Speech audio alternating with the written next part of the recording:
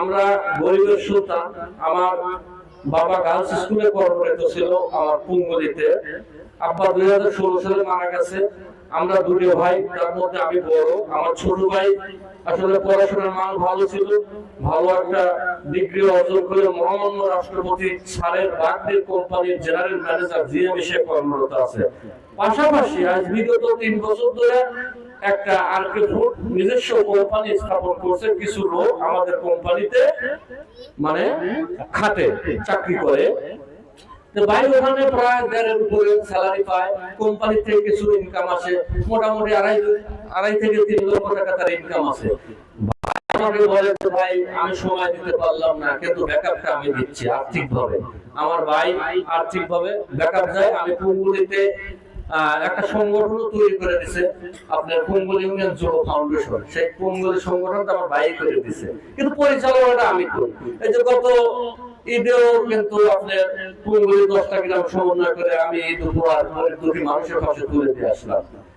আমার ভাই এখানে অর্থ দেয় পুরো।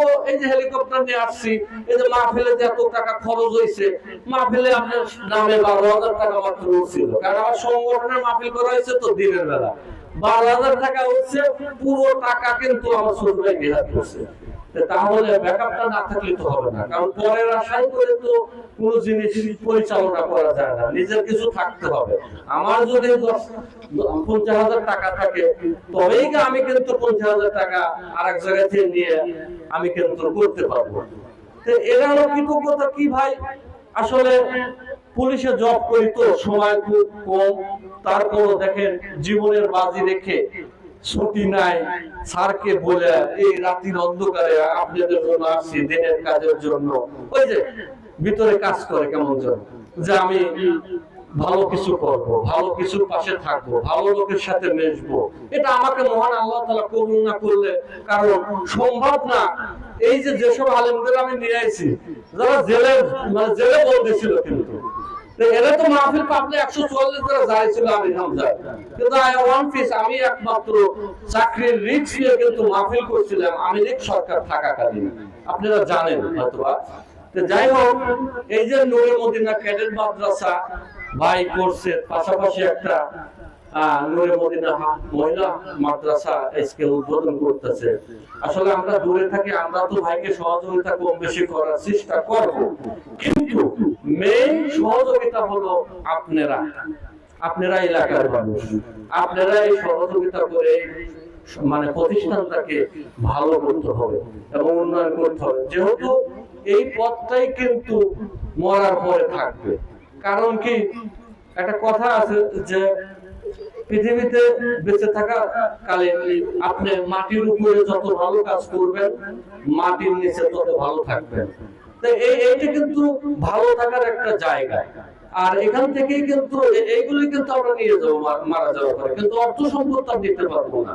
তাহলে আমি পুলিশের চাকরি করি, 2 নম্বর করা বাদ দিয়ে আমি এই কাজে আইছি দৌড় করে ঢাকা থেকে। এটা কোনো কথা হলো? তার মানে কি, আমাকে মহান আল্লাহ তাআলা, আমার একটা বিশ্বাস, আমাকে আল্লাহ তাআলা কবুল না করলে আমার মতো পুলিশ কনস্টেবল সোলজার ঢাকা অতিবাহিত করে আপনাদের মঞ্চে আবার 4টার সময় রাশেদ ভাই ছোট ভাইকে বলছি যে সরকার ট্রাভেলসের 3টা টিকিট নেবেন। এই যে আমার পাশে আছে ভাই, ইনিও মানবিক কাজ করে, এই ভাইদের কিন্তু আমি ইনভাইট করে নিয়ে আসছি। দেখেন বিষয়টা হলো যে আমরা যাবো সেই ঢাকাতে 4টার সময়, আমার বাড়ি এখানে যেতে পারতেছি না, ফ্যামিলি আমার ঢাকাতে। উদ্দেশ্য কিন্তু এটা। আর বলতে পারেন যে আমার যদি কোনো দুর্ঘটনা হয়, আমি বাসায় থেকে বের হই, আম্মা আমার বাসাতে আছে, তা আম্মাকে সালাম দিয়ে বের হলাম রাত্রে 11টায় বাসায় থেকে, বললাম যে মা আমি অমুক জায়গায় কাজে যাচ্ছি, যদি মৃত্যুবরণ করি, কারণ আমি এখন মুসাফির। যদি বলেন কেন, কারণ আমি দিনের কাজে আমি বের হয়েছি, এটা দিনের কাজ না? দিনের কাজে বের হয়েছি, আমি যদি দুর্ঘটনা হয়, আমি যদি মারা যাই, আমি শহীদের মর্যাদা পাবো আল্লাহর কাছে।